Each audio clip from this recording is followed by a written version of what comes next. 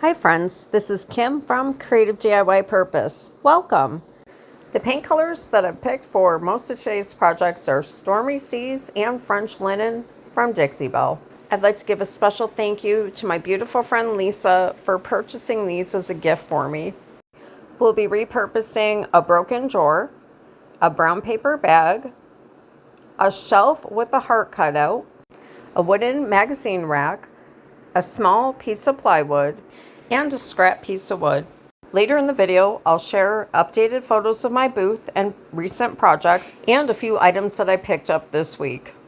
Project number 1, we have a broken drawer. This was a free dresser that I unloaded in my yard, ran an errand, and a delivery truck came and accidentally ran over it and crushed the dresser, but I was able to salvage 2 of the drawers and make porch plant stands. This one, however, isn't very stable. It has 2 pieces taken out of the frame. I don't know if you guys can see down there where the nail was exposed. There's a big chip out of it. I was on the fence of what I was going to do, so I sanded the front of it, applied a watered down mixture of the Stormy Seas along the outside of it, and realized that there's no way that I can really make it stable without putting a lot of time into it. So I thought, well, I'll see if I can pop that drawer front off, and it came off actually really easy. I got to put a towel underneath the drawer front and whapped it with a hammer a couple times so that I wouldn't dent the wood, and it came out really nice. The side and the back piece that I did paint, I'm going to save and repurpose them.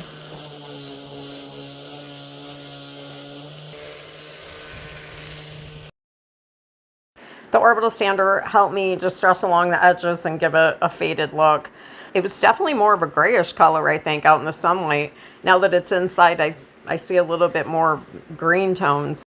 Right, so that was a doorknob that I had taken off of a vintage door, and I wanted to use it for over a year.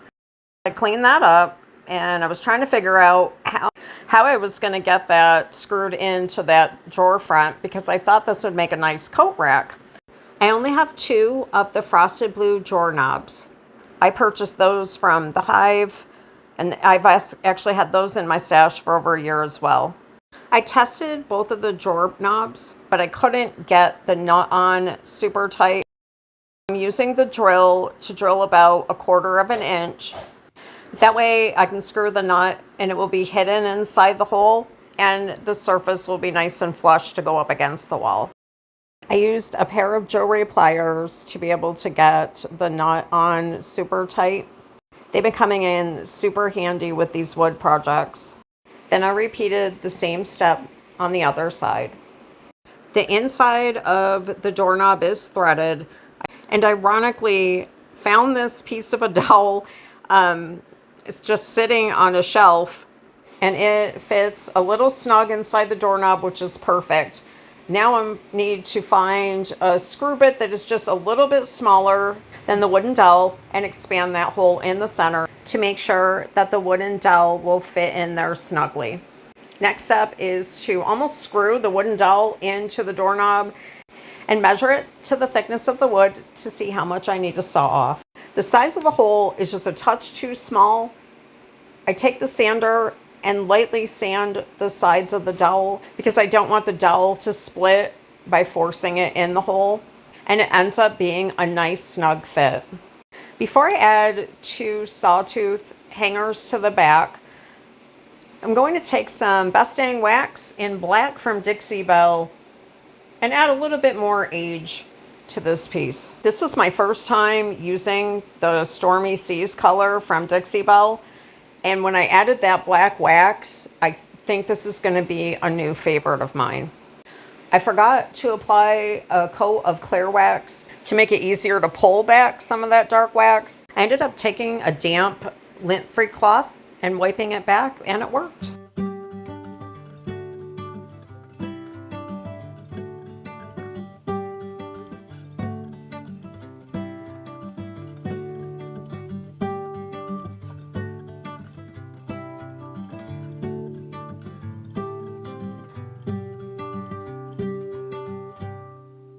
Believe it or not, for project number 2, we're going to make a wall hanging out of a brown paper bag. You could also use craft paper to get the same look. You don't want to use that type of bag because when you cut the bottom off and open it, even if you cut the handle off, it still has the extra piece with the glue on it. However, you could cut out about a 5x7 right out of that centerpiece if you were using a smaller frame. You could also use a brown paper gift bag. After you cut out the bottom of your brown paper bag and you lay it flat, you could always put a towel over the top of the bag and run a cool iron on top of that to get the wrinkles out, or you could leave it the way it is. Next, pick out a stencil that's going to fit on your brown paper bag and inside your picture frame. I went with this one, and that's number 4942. Comes in 2 different sizes and 2 different thicknesses. Use coupon code CreativeDIY and receive 15% off your purchase. You will want to tack your brown paper bag to your work surface. I use the brand Frog Tape because it's gentle when you go to peel it off. It did take some of the brown paper bag off when I removed it. However, that part is going to be hidden under the frame. The brush that I use is from the stencilsmith.com and I love it. I prefer to go in a circular motion, and I'm trying to get a lot better at using a very dry brush and going over it in layers. I have a ways to go and appreciate all the tips that you guys give me. I'm going to put the bag off to the side and let that dry. Here's the frame that I touched up with some black paint. I really love this frame, and it was another piece that I had for probably about 2 years, and I've been waiting for an idea. Next, flip your frame over. You're going to want to adhere your brown paper bag to a firmer material of your choice. It could be a piece of Luan. It could be a solid piece of cardstock, not necessarily 2 pieces like I glued together here, or it could even be a piece of cardboard. Because this is all I had on hand and I wanted to give you guys this idea and let y'all run with it, I'm going to use that frog tape and put that right where the 2 pieces meet. And I apologize if this is out of frame for you guys to see. The cardstock is lined up on the top and the 2 sides. I'm eyeballing it to see how much I have to cut off the bottom. Next step, we want to cut the brown paper bag to fit on top of the piece of cardstock or whatever you choose for the backing. I'm putting the frame up over the top, and I do realize that it's kind of cutting off the word "the" a little bit too much. I should have brought my stencil down more. So I would recommend, if you can, work with a wider sheet of paper. This is all I had on hand, but I will purchase a roll of craft paper and try a project like this in the near future. After you cut out the paper to fit on top of your backing, then it's time to apply some glue. I'm using the decoupage gel from Redesign, but you can use any glue of your choice. Now first I have to glue the 2 pieces of cardstock together. Hopefully you'll have a bigger piece of backing and you can skip this step and go right on to applying your decoupage gel or whatever glue mixture you choose right onto the backing in small sections. Working in that first small section, pressing the paper down, getting it where you want it. I do recommend taking a little bit of the painter's tape and on the edge to keep it in place as you smooth down the paper. Here's where I made the error. So I'll give you guys a tip. Before applying the painter's tape, make sure that you're not applying it too close to the design, or be really careful when you remove the frog tape because you can take off a little bit of the brown paper bag. Then continue to work in small sections, removing any air bubbles and getting a smooth surface. Normally I would use plastic wrap or a plastic bag to smooth out the surface, but for some reason I had a cotton cloth and sitting next to me, I grabbed it and used it and it worked. And the final step is to glue your piece right into your frame. So I flip the frame over. I like to use a paintbrush when I'm applying glue, and put your picture right in the center of there, press it down. I did apply some light weight to the back of there until the piece dried to keep the paper flat. And you can cover the back with craft paper to give it a finished look.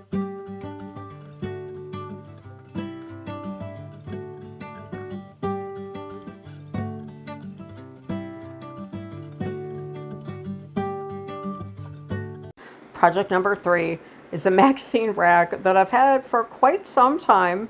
I think I only paid, what is that, $2.99, $3.99? But it was missing one of the knobs on the side, and I haven't been able to find a matching knob. So what I decided to do was take one from the top, put it on the center, and then replace both of the top knobs with a smaller drawer knob that I have.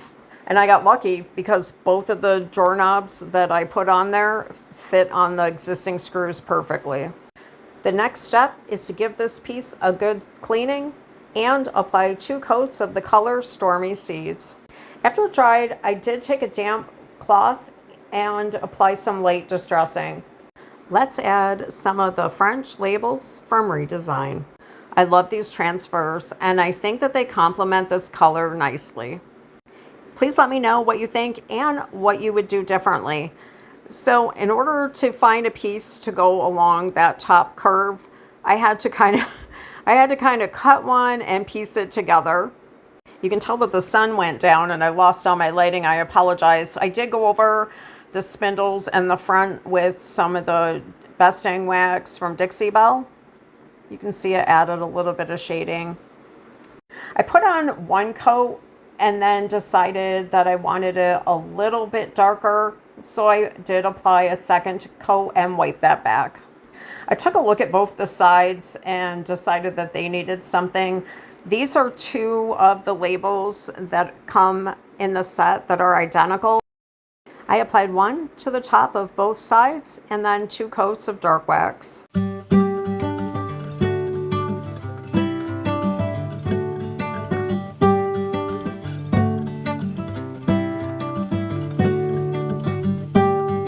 I was surprised. I tried hanging it on the wall and it worked. You could even put brackets underneath to provide more stability, but I thought that was pretty neat. Project number 4, we're going to give this heart shelf that's made from MDF board a new look. After I cleaned it, I applied 2 coats of the French linen paint, and I really had to put a thought process into how I was going to cover that hole. Let me know, how would you have covered that heart, or would you have left it? My daughter found this wood piece. It came from the Dollar Tree in a pack a few years back. It covered it perfectly. I thought that I would stencil on the word plants and turn it into a plant shelf using the Garden Market stencil that I used in Project 2. It has the word plants on it and this really pretty design. I used white acrylic paint from Apple Barrel, set it aside to let it dry, and then took my sander and lightly distressed along the edges. Applied some wood glue using my paintbrush on the back side of the sign, lined it up, covered that heart, and thankfully it worked. I set it outside on the back deck to let it dry for a few hours, and then took a really light brush with some of the dark wax on there and wiped that back.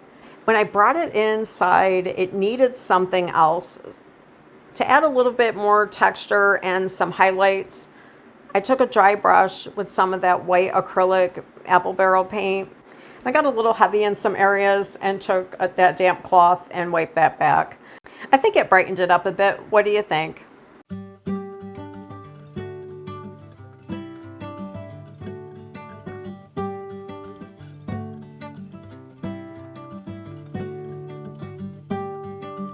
For project number 5, we're going to make a quick, easy rustic sign using this piece of plywood. But I found 3 of these, and I've been working hard organizing and downsizing my stash, so I was determined to use these pieces up. And this stencil fit on here perfectly from top to bottom. What I decided to do was paint almost like 2 stripes on the side. I found that with the plywood, because it is a rougher wood, it made it much easier to keep that paintbrush damp as I was applying the paint. After both of the sides were painted, I removed the stencil, let it sit outside to dry, and then took my orbital sander with some fine grit sandpaper and went over the entire piece to give it an aged look. This Antique Fair stencil I did purchase at thestencilsmith.com.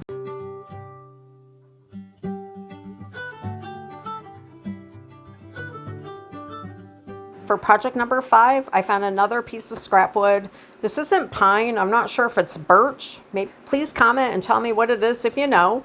I'm going to use some decoupage gel. You can use any type of glue mixture that you'd like. And I'm going to apply the glue over the stencil. We're going to use it to create a design. I want to make another coat rack. Actually, this one's going to be a towel rack. I can't wait to use that beautiful knob as the hanger. Trying to figure out where I want the designs to go, because we're going to apply the glue onto the wood, wait for it to dry, and then put antique wax up over the top. I did put a piece of painter's tape there because I know me and I don't want to get any glue any place other than where you want the design to be. Now, one of the biggest mistakes that I made, and I messed this project up, but I want to show you guys at least the idea so you can run with it. I shouldn't have used a regular paintbrush. I went on too heavy because I was in a hurry.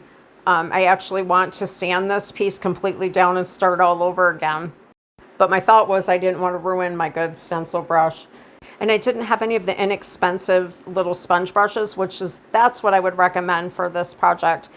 I decided to add the design on the bottom, even though whatever you hang on there's going to cover it up. There's going to be some times where I might not be hanging a towel or something on there.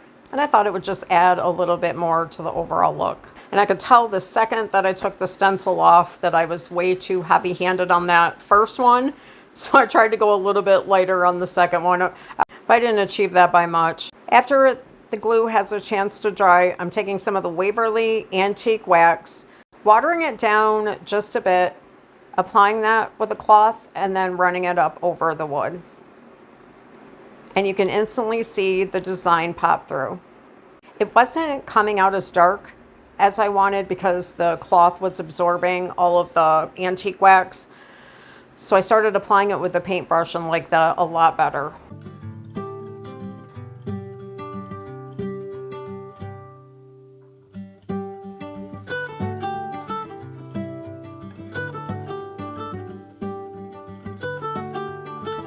Once I felt that it had achieved the dark look I was going for, I wiped that back, and I love this.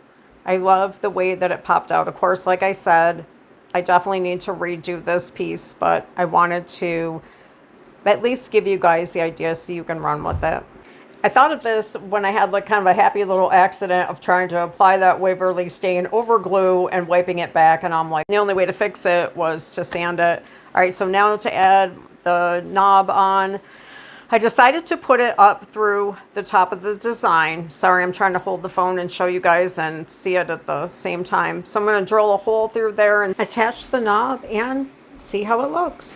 And which way do you like this better, with the knob up on the top or on the bottom?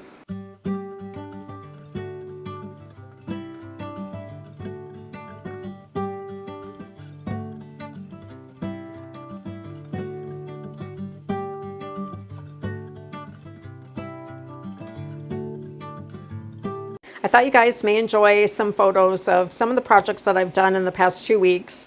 Restocked my booth, created some fall decor. You guys probably remember a lot of those items from last week's fall video. And here's some booth reset photos. The end tables that you see, I actually picked up on the side of the road for free. They're in beautiful condition. Kind of curious if they'll sell without me painting them. At the same time, I picked up that desk for free, and I have that for sale as is, and was given that cute little rooster. Still on the fence of what I'm going to do with him. Then my mom bought me this chair to upcycle, but I'm thinking that I'm going to keep it because I like it. Yesterday, I purchased this cabinet from Marketplace for $20. I do need to repair the door. I believe it's called a dry sink.